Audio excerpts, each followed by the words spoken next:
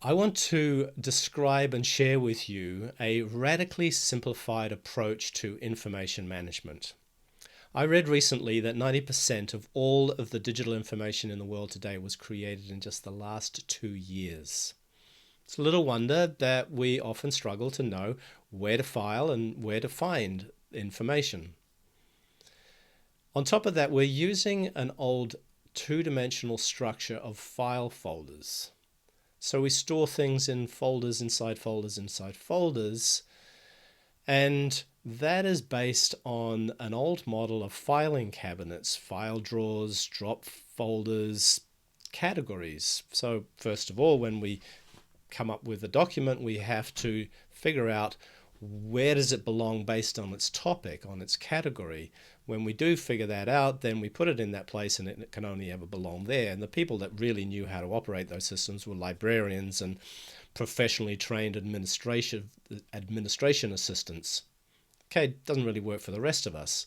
I see people struggling with this all the time, and the McKinsey report put out that 23% of the average knowledge worker's time is spent searching and looking for files and information. That's like employing 5 people, but only having 4 of them doing anything productive. Research is also discovering that the human brain can only hold 4 things in mind at one time.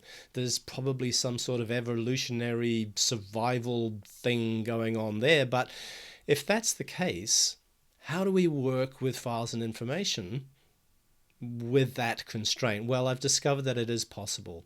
I can store all of the files and information I need in just 3 locations, based on not the category, not the topic matter, but the velocity, the frequency with which we visit the information and we change the information.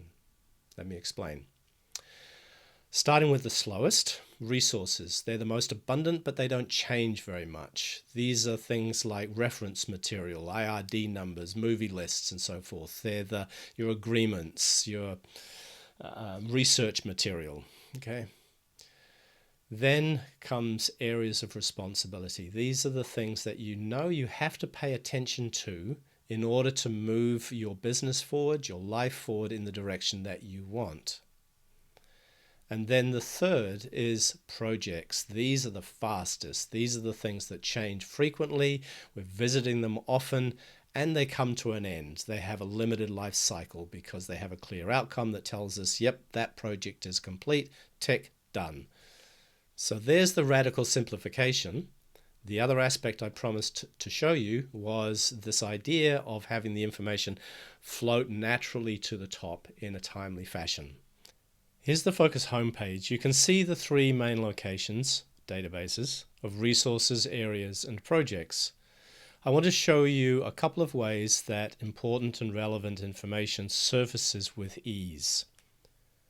First, the connections. Let's go into the areas and look at the connections. Areas is a place where we have a page designated to each area of responsibility in life and work. We're looking at the focus view. This is just one of many ways that we can look at pages in any of the databases. And it's showing 4 out of 33 areas. I'll open the one I've been working on most recently. That's the one that's naturally sitting at the top because of the sort order. This is the client area for switch lighting. Scrolling down through the goal, notes, and actions for this area, we get to the related projects and then the related resources, any of which can be opened directly. So this is surfacing the information that is relevant to this area of responsibility. Now back to the focus page. Now let's take a look at the projects. Recall how the areas of focus showed just 4 areas. There are 33 in total. Just so in this view, you'll only see 3 out of 69 open projects. So let's look at the filter for this view to see how it's showing just these 3. Out of all 69 projects, show me just the ones where the focus checkbox property is ticked or where the follow-up date is on or before today. That's it.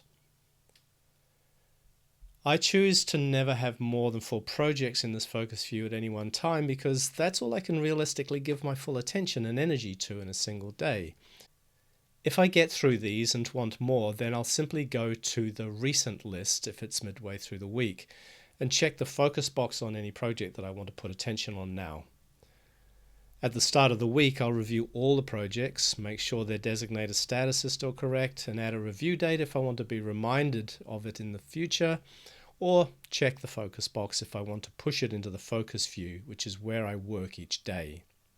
That's my quick introduction to the focus system. If you're interested, please get in touch. I'm happy to jump into a video call to go deeper into this and describe how I work with people and help them spend less time looking for files and information and more time acting on projects that move their life or business closer to its goals.